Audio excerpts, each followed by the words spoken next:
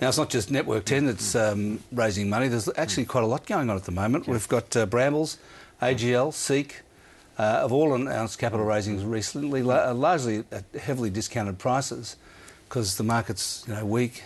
They're all getting diluted. Right. What's going on there? Are we seeing a trend? I think they don't want to be caught out. I mean, a lot of firms had to do it and it worked quite well during the GFC, but it got quite difficult as the GFC progressed. So they're sort of seeing a mini GFC coming and they're wanting to get in ahead of the process so that they can say to their shareholders in the months ahead, because a lot of these people are seeing the worst case scenario, which, by the way, I don't think will unfold. I'm actually very much half glass full for the global economy, but a lot of people aren't. And so they're really just shoring up their balance sheet just in case things do turn bad. Well, how do you feel about the market? I mean, I don't know what sort of signal it indicates that these companies are raising money now, whether it means that they're pessimistic or optimistic about the market. How do you feel about looking ahead at the equity market? Well, I'm very bullish, I'm sorry to say, because a lot of people aren't at the moment, but yes, I am. I think we've already probably seen the low in equity markets in the US market, the Australian market, probably the European markets as well.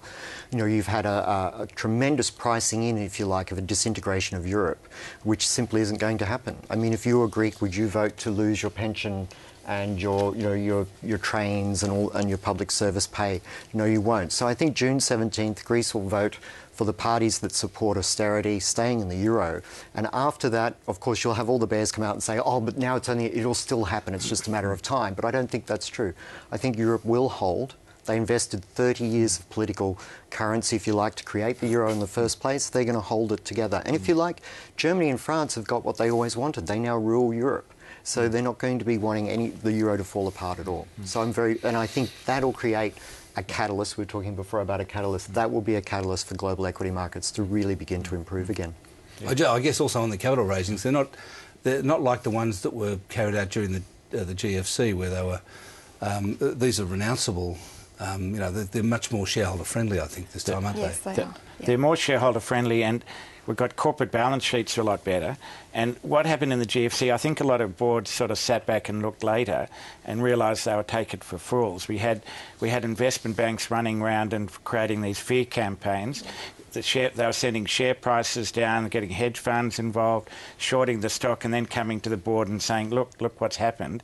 And they stampeded. I mean, over 2 years, investment banks in Australia earned $1.9 billion raising money on their fees on capital raisings.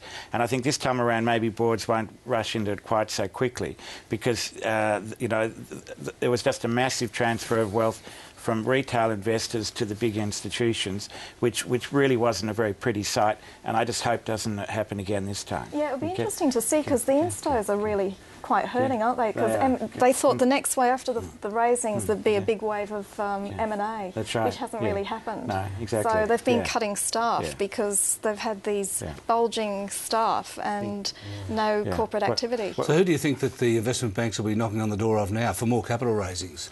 Well, there's a list. What other candidates are there? Well, there's a list everyone's put up. I mean, you've got to say BlueScope's got to be one of them right now. Their share price is like 25, 26 cents. 2008, they were over $12 a share. It's quite extraordinary what's happened there. People mentioned Fairfax, they deny it. People mention Qantas, they reject that out of hand. Boral's another one. There's sort of a long list of just knock on the door of any investment banker. So what they'll probably be doing is having a look at what are some short-term debt that needs refinancing and go and knock on the door, because it's like 10. Next March they have to refinance just over $200 million of debt. And so that was 10. So they'll probably do that with a lot of other companies that need some refinancing next year.